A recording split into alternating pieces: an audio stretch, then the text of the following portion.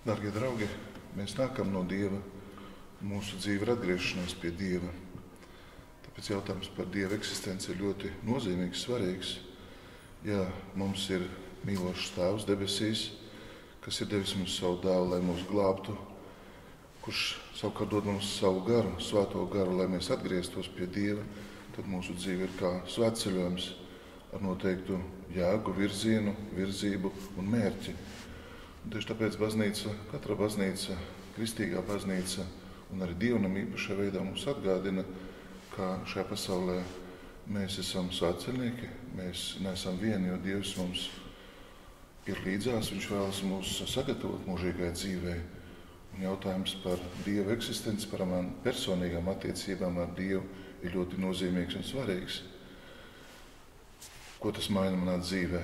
Protams, pirmkārt, tas dod man drošību, tas dod man paļāvību un pārliecību ticībā, ka mani gaida debesu valstība, ka man ir mūžīgā dzīve, ka visam, ko es daru, tam ir ļoti nozīmīga, būtiska nozīme debesu valstības perspektīvā, kad es satikšu Dievu.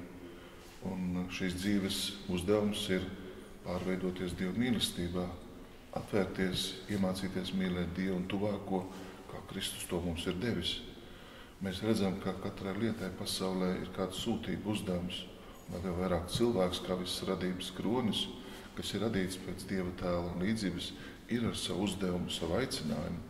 Vēl vairāk var teikt pat savu īpašo neatkārtojumu misiju, sūtību, pienākumu.